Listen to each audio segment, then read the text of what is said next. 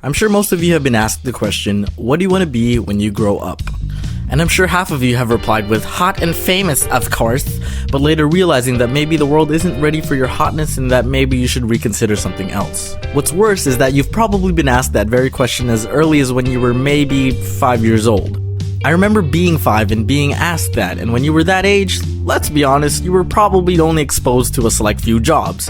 A police officer, a firefighter, an astronaut, a doctor, a princess. I wanted to be a princess, but I figured the world wasn't ready for that, so I said I wanted to be a teacher.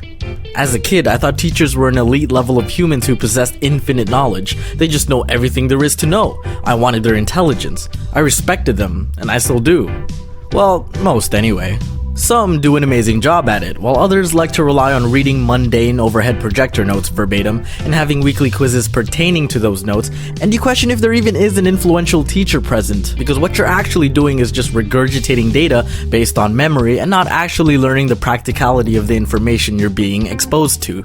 But yeah, I wanted to be a teacher. But looking back, I think it was only because I didn't know there were thousands of other options that would pique my interest. And I think that's the issue of why a lot of us are stuck wondering what we want to do and feel the pressures of possibly not being able to contribute to the society and the world.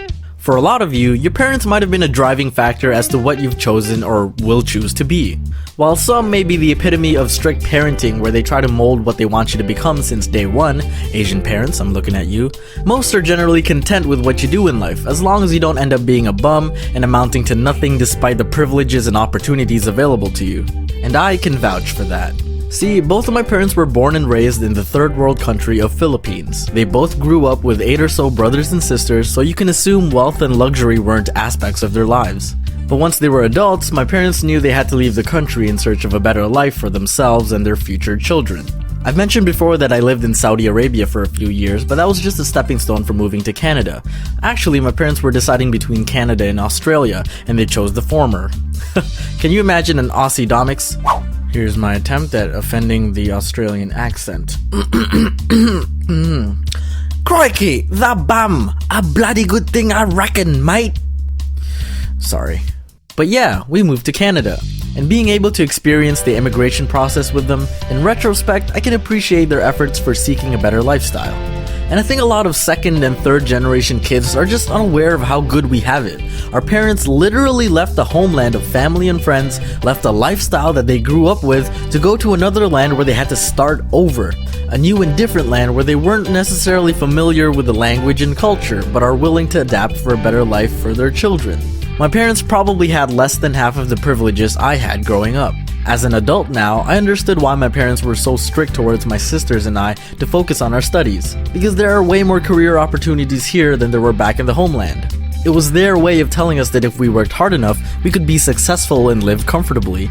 Not necessarily become rich, but not have to face the struggles of potential poverty as it was back home. So I understood my parents' concerns when I came home with a bad grade on a test, and they were probably like, shit, did we come all the way here for nothing? A little harsh and exaggerated, but I wouldn't blame them if they actually thought that. A little self-awareness for y'all who think your parents don't love ya. I've mentioned before how my parents kind of discouraged my ambition to become an artist, and how we met halfway when they let me study architecture. It seemed unfair at the time, yes, but I understood their perspective and preconceived notion of the starving artist. As excited as I was to design structures, my passion for the field diminished over time, but my fear of disappointing my parents was greater than that. And so I went through my 4-year bachelor's program, graduated, got my degree, and then did jack shit with it.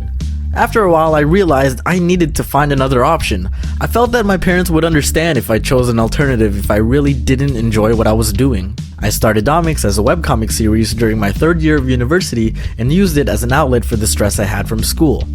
Once I graduated, I postponed getting an architecture career to pursue being an animator on YouTube. I'll admit the first couple of paychecks were pretty bad and was less than what I earned with my part-time job, which I quit in order to focus on my videos. I had architecture as a plan B even though I studied it for 4 years. My parents were a little concerned with what I was doing since being a YouTuber didn't sound like a normal job to them, and even for some of you watching. Apparently I don't have a real job, so I guess I've just been feeding myself and paying the bills with Monopoly money. On the bright side, at least your mother accepts it as payment. But I was fortunate enough that my parents remained patient with me because I assured them that I'd become successful as long as they gave me time. And they did. After my channel grew a bit, I showed them my earnings and they were like, yeah, okay, you can do what you want.